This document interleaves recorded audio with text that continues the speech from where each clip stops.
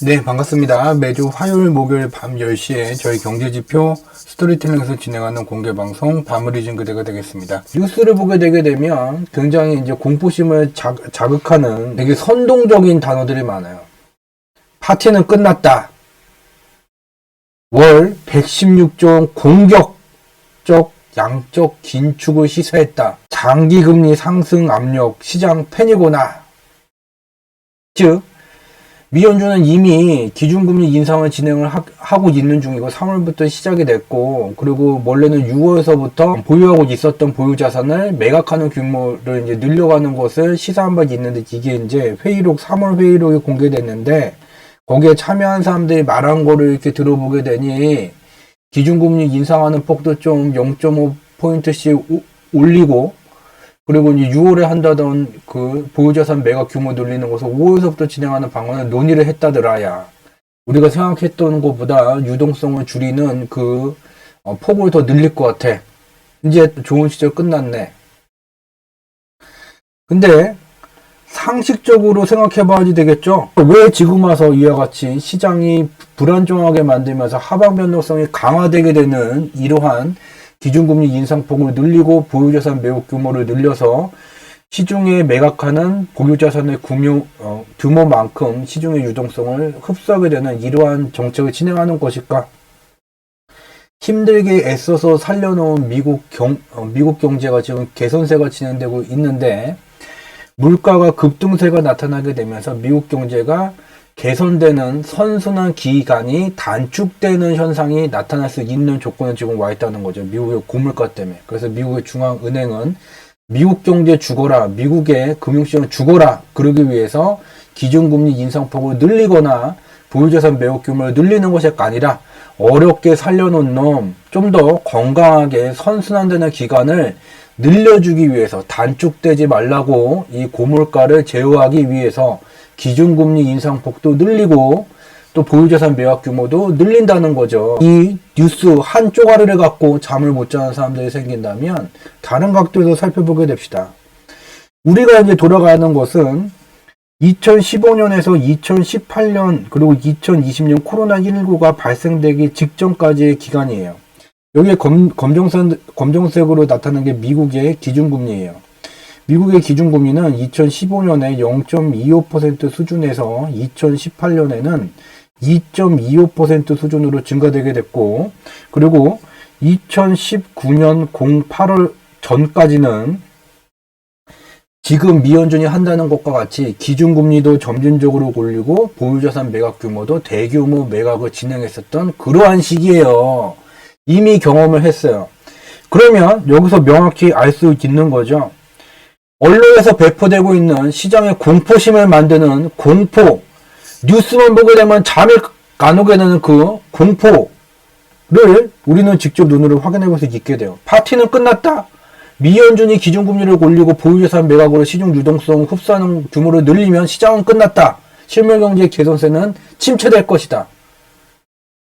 미국의 건설업 GDP는 위로 갔어요? 밑으로 갔어요? 뭔 놈의 헛소리를 나불대는 겁니까? 건설업만 그럴까요? 미국이 기준금리를 올리고 대규모 보유자산을 매각했었던 그 시기 제조업 GDP도 올랐어요.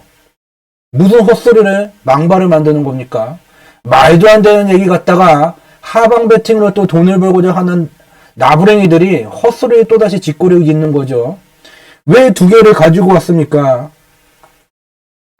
건설업 GDP에는 땅을 매입하고 여기다가 뭔가 직접 빌딩을 만들던 주택을 만들던 이 관여하는 건설 기업들의 GDP만 여기에, 영업이익만 여기에 잡히게 돼요.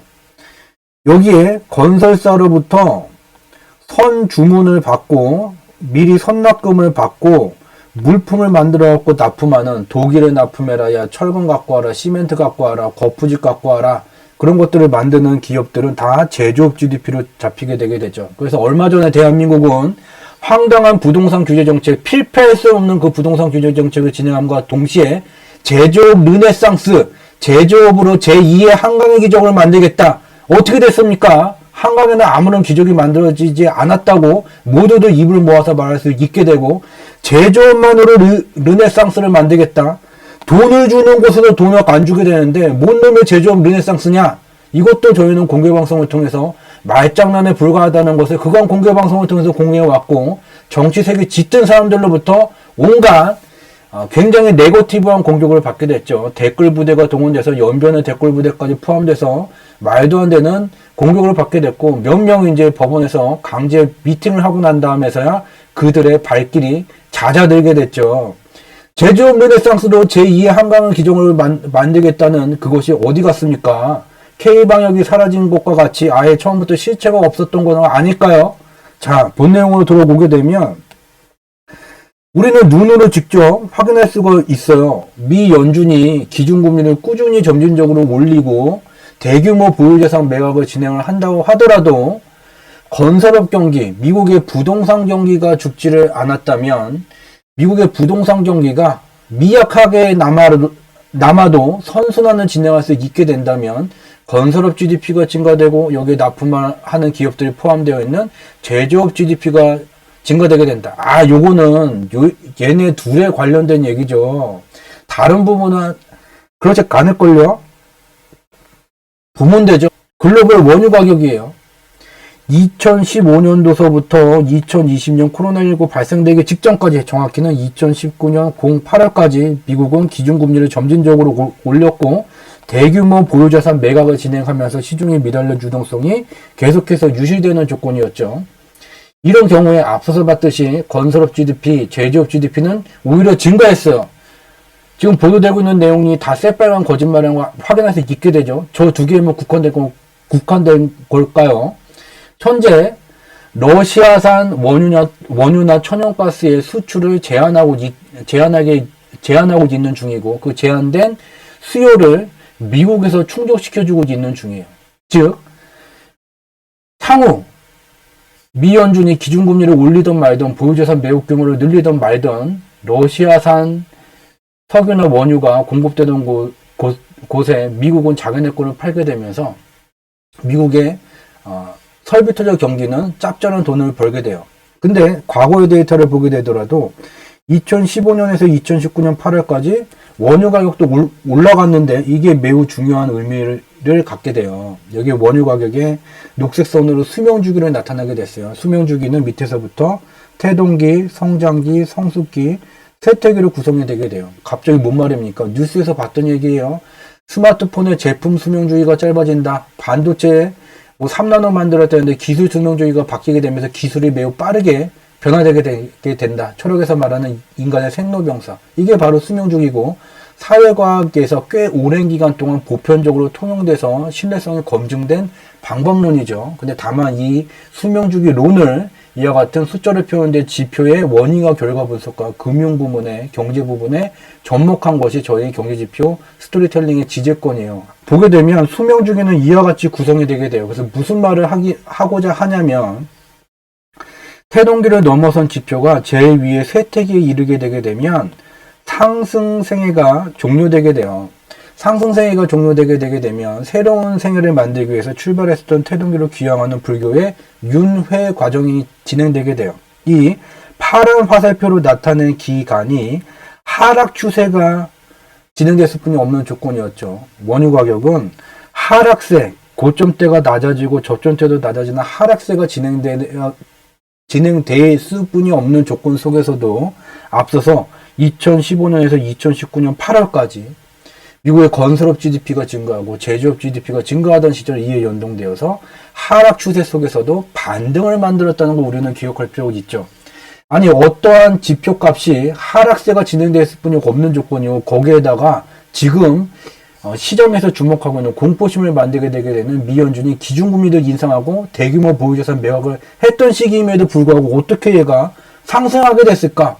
지금 글로벌 경제, 특히 미국 경제의 체력이 어느 정도인지에 따라서 미 연준이 기준금리를 점진적으로 올리고 보유자산 매각 규모를 늘리게 되더라도 미국 경제가 좋아질 수도 있고 나빠질 수도 있다. 근데 2015년에서 2019년 8월까지는 좋아졌다. 그러면 지금 어떤 조건에 와 있을까? 그거를 살펴봐야 되고, 2015년에서 2019년 8월까지 미국 경제가 미연준의 기준금리 인상, 대규모 보유자산 매각에도 제조업 GDP, 건설업 GDP, 원유 가격마저 상승세를 만들게 된 이유는 바로 미국의 기업이익이에요. 미국 경제에서 부가가치를 만드는 주체는 기업들이 만들게 되게 돼요. 미국의 기업이익이 증가됐을 뿐이 없는 조건이라면 기준금리가 점진적으로 올라가게 되던 대규모 보유자산이 같이 여기서 진행이 되게 되더라도 미국의 기업이익이 증가되게 되고 미국의 부가가치를 만드는 주체들의 이익이 증가되게 되니 이들의 합인, 건설업 GDP, 제조업 GDP, 글로벌 원유 가격마저 들썩이게 만든다는 것을 알 수가 있게 되죠. 그러면 여기서 가장 중요한 의문이 남게 돼야 되겠죠. 그러면 어떤 조건일 때 미국의 기업이익이 기준금리가 인상되고 대규모 보유자산 매각이 함께 진행돼서 시중 유동성이 감소함에도 불구하고 어떤 조건일 때 미국의 기업이익이 상승할까?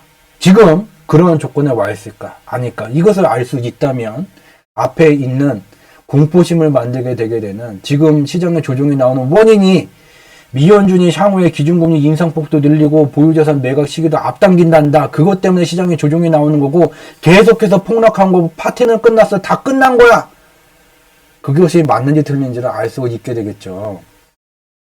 이미 공개방송에서 공유한 내용 수개월 동안 또는 수년 동안 저희가 진행하는 공개방송을 꾸준히 참여를 해주신 분이라면 이미 알 수가 있을 거예요.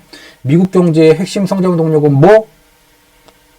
라는 것에 답을 할 수 있다는 것은 저희 공개방송을 꽤 오랜 기간 함께 참여를 해주셨다는 거가 되겠죠. 미국의 핵심 성장 동력은 부동산 경기예요. 글로벌 경제의 핵심인 미국 경제의 핵심 성장 동력이 부동산 경기라는 것은 대부분의 국가의 핵심 성장 동력이 부동산 경기의 호순환으로 지금과 같이 코로나19 환경 속에서도 실물 경제의 개선세가 빠르게 진행되고 있다는 것을 의미를 하게 되죠. 2015년에서 2017년 얘가 미국의 신규 주택 착공 건수예요. 글로벌 부동산의 호불경기에 따라서 최대 상한 수준이 220만 채 또는 하한 수준이 80만 채 여기서 변동 범위에 따라서 호경기일 때 불경기일 때 왔다 갔다 해왔는데 2008년도에 세계 부동산 버블 붕괴가 진행되게 되면서 역사적 하한 수준을 이탈한 채 연간 40만 채 수준까지 반토막이 나게 됐죠. 이 기간이 일정 기간 누적됨에 따라서 실질 주택 거주 수요가 부동산 가격을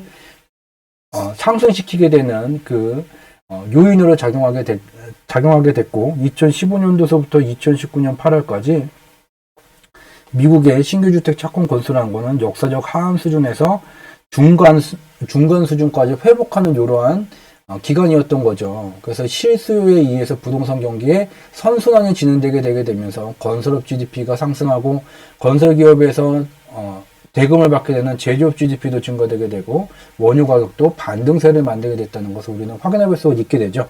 현재 이 미국 신규 주택 착공 건수는 변동 범위의 중간 정도에 와 있어요. 현재 조건이 미국의 부동산 호순환 기간이 마감된 것이 아니라면 우리가 확인했듯이 미국의 기업 이익은 미국의 기준금리가 인상되고 미연준의 보유자산 매각 규모가 동시에 증가되게 되더라도 그에 따라서 시중의 유동성이 증가되게 되더라도 미국의 기업 이익은 증가세를 나타나게 되고 그렇게 되면 미국의 건설업 GDP, 제조업 GDP가 증가가 되게 되고 글로벌 원유 가격도 다시 꿈틀대게 만들 수 있다는 것을 우리는 알 수 있게 됩니다. 저는 다음 주 화요일, 목요일 밤 10시에 다시 찾아뵙도록 하겠습니다. 행복한 시간 되시기 바랍니다. 고맙습니다.